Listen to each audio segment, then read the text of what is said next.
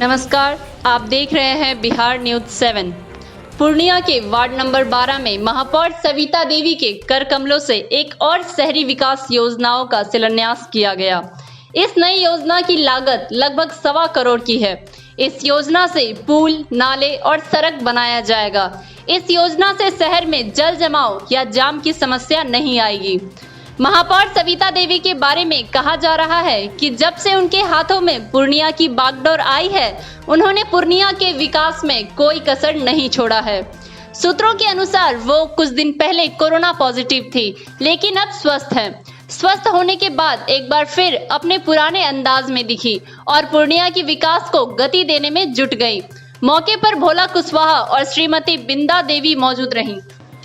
भोला कुशवाहा ने बताया, जल जमाव की समस्या अब हमारे वार्ड में खत्म हो जाएगा। 1.25 करोड़ की लागत से वार्ड संख्या 12 में पुल और सड़क एवं पक्कीकरण नाला का निर्माण हो रहा है।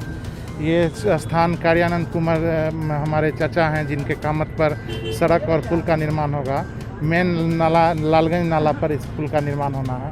आगे शारदा नगर मोहल्ले में नाला का निर्माण होना है और आश्रम रोड के सड़कों में सड़क एवं नाला का निर्माण होना है। और सारा नाला का निकासी लालगंज नाले में दिया हुआ है। इस वार्ड में कहीं भी बरसात का पानी अगले सत्र में कहीं नहीं लगेगा। ये निर्माण होने के बाद से चालू हो जाएगा।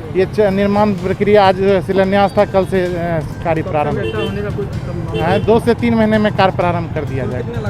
1.25 करोड़ की लागत से पुल, सड़क, नाला का निर्माण। वार्ड में और भी कहीं इसका निर्माण होने वाला है? निर्माण और एक नाला का आवश्यकता है, जो कि आज के बोर्ड में निर्णय लिया गया है। उसमें भी नाला का निर्माण का प्रक्रिया चलेगा, जो बस स्टैंड और मिथिला होते हुए सड़क एवं नाला आ रहा। मैं भोला कुशवाहा, वार्ड पार्षद, प्रतिनिधि, वार्ड नंबर 12 नंबर वार्ड में 1.25 करोड़ के लागत से योजना हो रहा है, जिसमें महबूब खां टोला से लेके 4 स्टार बस स्टैंड और सुभाष नगर आश्रम पक्कीकरण और नाला दोनों 1.25 करोड़।